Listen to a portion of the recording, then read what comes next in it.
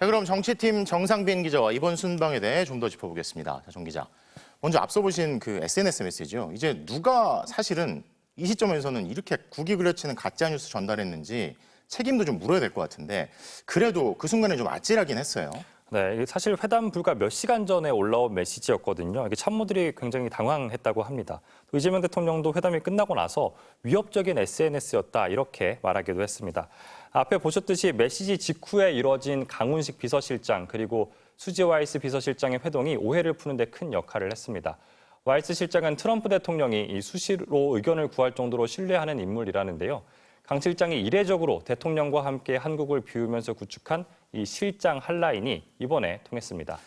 자, 오해를 전달하고 확산시키고 싶어하는 사람들은 뭐 트럼프 대통령까지 이제 비난하는 것 같던데 결국 근데 한미 정상들 간의 분위기도 좋았잖아요. 이번 순방에 대해서 어떤 평가들이 나옵니까? 일단 뭐 대통령실과 여당에서는 대성공이다. 아주 긍정적인 분위기입니다. 뭐 보수적으로 평가해도 선방했다고 할 수 있을 것 같습니다. 네. 걱정했던 돌발 상황이 연출되지 않게 관리를 잘했고요.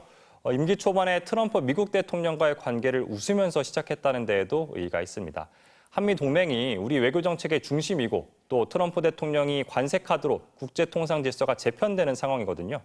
여기에 한국의 진보 정부가 미국과 일본을 멀리하고 또 중국과는 가까이 지낼 거라는 미국 외교과의 의심 내지 우려를 안심시켜야 하는 시점이었습니다.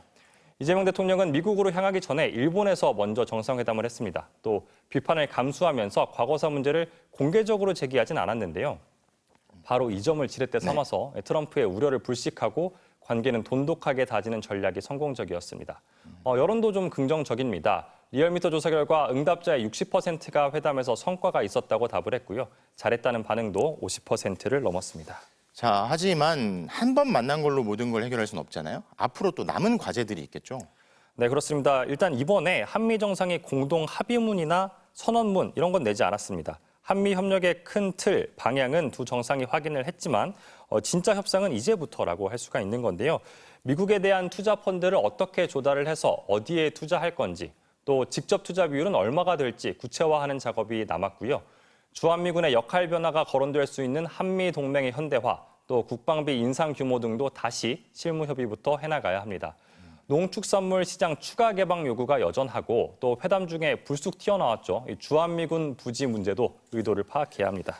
자, 그런데 어제 회담에서 북한 김정은 위원장 이름도 많이 나왔잖아요. 북한과의 대화 가능성, 이건 또 어떻게 전망이 됩니까? 네, 사실 트럼프 대통령은 이전 임기 때 이미 김정은 위원장을 3번 만났습니다. 이번 회담에서도 자신이 김정은 위원장을 가장 잘 다룬다고 강조를 했어요. 네. 올해 만날 수 있기를 바란다. 이재명 대통령과의 만남도 주선할 수 있다. 이런 말도 했습니다. 네.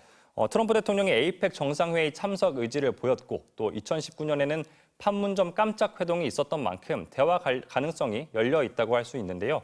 하지만 그렇다고 해서 단기간 내에 만남이 이뤄질지는 미지수입니다. 한국과 미국은 한반도 비핵화를 목표로 대화에 접근하는 반면에 핵무기를 고도화한 북한은 더욱 포기할 수 없다는 입장이거든요. 이 대통령의 회담 제안에 북한이 허망한 망상이다 이렇게 부정적인 반응부터 내놓은 상태다 보니까 트럼프 대통령이 얼마나 적극적이냐, 김정은 위원장도 대화 재개의 의지가 있느냐 좀 더 지켜봐야 합니다. 네, 정치팀 정상빈 기자였습니다.